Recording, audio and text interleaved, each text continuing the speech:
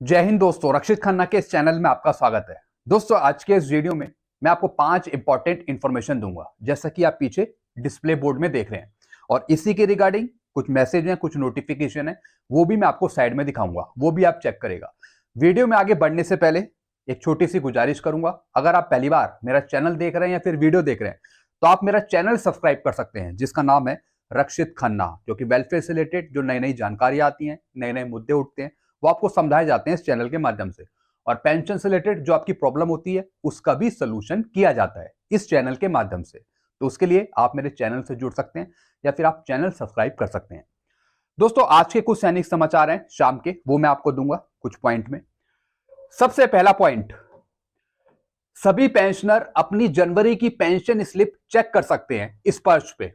Pension आएगी कल स्पर्श से। बैंकों ने भी क्रेडिट करना शुरू किया जनवरी की पेंशन। जी हां दोस्तों, जैसा आपको पता है, अगर आप स्पर्श के पेंशनर हैं तो आपको पहले एक मैसेज आ गया होगा फोन पर कि आपकी जो पेंशन है जनवरी की वो 31 तारीख को क्रेडिट होगी, यानी कल के दिन।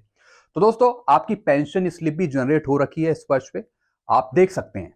जिनको नहीं मिली वो थोड़ा सा वेट कर सकते हैं। वैसे ज्यादातर पेंशनर को मिल गई है जनवरी की पेंशन स्लिप स्पर्श पे, तो आप डॉक्यूमेंट सेक्शन पे जाके अपनी जनवरी की पेंशन स्लिप डाउनलोड कर सकते हैं। बाकी दोस्तों, आपकी पेंशन कल आएगी अगर आप स्पर्श के पेंशनर हैं। और जो बैंक से अपनी पेंशन ले रहे हैं, तो बैंकों ने भी आपकी जनवरी की पेंशन क्रेडिट करना शुरू कर दिया है। कई बैंक हैं वो आपको कल खाते में डालेंगे। तो जो हमारे पेंशनर थे यूनियन बैंक ऑफ इंडिया की, हमने दोस्तों आज पेंशनर के खाते में पेंशन डाली जनवरी की। बाकी आपको कल तक मिल जाएगी। चलते हैं दूसरी इंफॉर्मेशन की तरफ।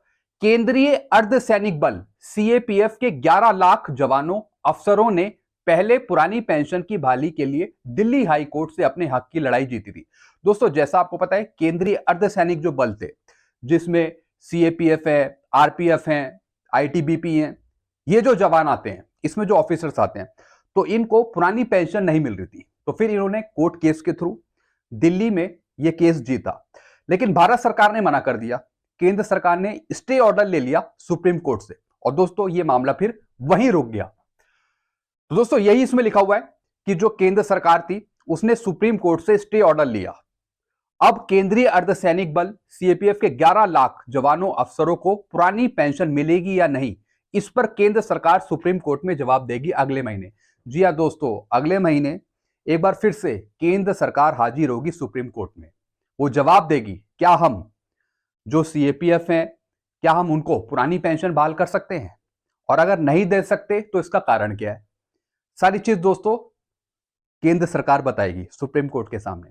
तो दोस्तों, ये मामला कहीं ना कहीं ठंडा पड़ सकता है। ऐसी दोस्तों, जैसा आप जानते हैं कि इक्वल एमएसपी की भी जो सुनवाई वो 6 फरवरी को है। तो ऐसा ना हो कि दिल्ली हाई कोर्ट अपना फैसला जवानों के हक में सुना दे, लेकिन बाद में केंद्र सरकार उस पर स्टे ऑर्डर लगा दे सुप्रीम कोर्ट के थ्रू। तो दोस्तों, ये मामला फिर कहीं ना कहीं आगे फंस सकता है। लेकिन अभी तो हमें उम्मीद करनी चाहिए कि दिल्ली हाई कोर्ट से पहले वो फैसला आ जाए ओआरजेसीयूज के पक्ष में इक्वल एमएसपी पर, फिर भले ही केंद्र सरकार बाद में कुछ करती रहे। सबसे पहला काम है दिल्ली हाई कोर्ट से हरी झंडी मिलना इक्वल एमएसपी पर। चलते हैं दोस्तों अगली इंफॉर्मेशन की तरफ। तीसरी इंफॉर्मेशन, आगामी लोकसभा चुनाव में कांग्रेस सरकार अपने घोषणा पत्र में कई मांगे शामिल करेगी, जैसे पुरानी पेंशन बहाल करना, अग्निवीरों की समस्या सुलझाना, महंगाई, बेरोजगारी, पेंशन की समस्या आदि। जी हां दोस्तों, जैसा आपको पता है आगामी लोकसभा चुनाव आने वाले हैं। तो दोस्तों, इसमें कांग्रेस सरकार भी कुछ ना कुछ करेगी। वो अपने घोषणा पत्र देगी, कुछ कागज पत्र देगी, जिसमें जो पेंशनर की मांगे हैं, महंगाई हो गई, बेरोजगारी हो गई, तो उसको ठीक करने के लिए भी यहां पे काम किया जाएगा कांग्रेस सरकार की तरफ से। तो दोस्तों, इसके भी घोषणा पत्र दिए जाएंगे कांग्रेस सरकार द्वारा कि इस पे क्या आगे काम होगा। पेंशन की समस्या को सुलझाना, महंगाई को खत्म करना, या फिर बेरोजगारों को रोजगार देना, ये सारे मुद्दे घोषणा पत्र में शामिल करेगी कांग्रेस सरकार आगामी चुनावों में। चलते हैं दोस्तों अगली इंफॉर्मेशन की तरफ। केंद्र सरकार के नए रूल के अनुसार महिला सरकारी कर्मचारी अपने पति के बजाय अपने बच्चों को नॉमिनेट कर सकती है पेंशन लेने के लिए। पेंशन नियम में हुआ संशोधन। दोस्तों, अभी ये रूल में चेंज हुआ था पेंशन के, कि जो महिला सरकारी कर्मचारी है वो अपने पति की बजाय अपने बच्चों को नॉमिनी कर सकती है फैमिली पेंशन देने के लिए। जी हां दोस्तों, पहले क्या था कि फादर मदर की अगर डेथ हो जाती है तब भी बच्चे एलिजिबल होते हैं फैमिली पेंशन लेने के लिए। लेकिन दोस्तों यहां पर एक अच्छा रूल चेंज किया था, जिसमें जो महिला सरकारी कर्मचारी है वो अपने पति को नॉमिनी ना करके अपने बच्चों को नॉमिनी कर दे। दोस्तों ये ज्यादातर वो केस होते हैं जिसमें पति पत्नी की सुलह नहीं होती या आपसी झगड़े होते रहते हैं। तो फिर इस केस में जो पत्नी है वो फिर एक्शन ले सकती है अपनी पेंशन लगाने के लिए, वो भी बच्चों के हक में। तो फिर इसमें पति का कोई रोल नहीं होगा नए रूल के मुताबिक। जैसे दोस्तों पहले रूल था कि पति की डेथ के बाद पत्नी को फैमिली पेंशन मिलती है, या फिर अगर पत्नी सरकारी जॉब पे है तो पत्नी की डेथ के बाद पति को फैमिली पेंशन मिलेगी। लेकिन नए रूल के मुताबिक अब जो पत्नी है, जो माँ है, वो बच्चों को नॉमिनी कर सकती है फैमिली पेंशन के लिए। तो इसमें जो पति है वो फिर दरकिनार हो सकता है अगर उसका आपसी संबंध ठीक नहीं है पत्नी के साथ। चलते हैं अगली इंफॉर्मेशन की तरफ। स्पर्श की फोन की एप्लीकेशन में टेक्निकल प्रॉब्लम है पीछे से। दोस्तों जैसा आपको पता है आपके फोन पे स्पर्श की एप्लीकेशन इंस्टॉल है, तो कई बार वो ओपन नहीं हो रही है, उसमें अपडेट लिखाता है कि आप अपडेट करें, और जैसे ही आप उसे अपडेट करते हैं वो फिर एप्लीकेशन नहीं खुलती, उसमें फिर दोबारा आ जाता है कि आप अपडेट करें।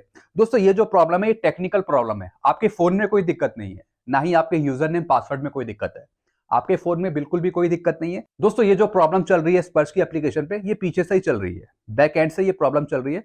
थोड़े टाइम बाद ये रिजॉल्व हो जाएगी, दूर हो जाएगी।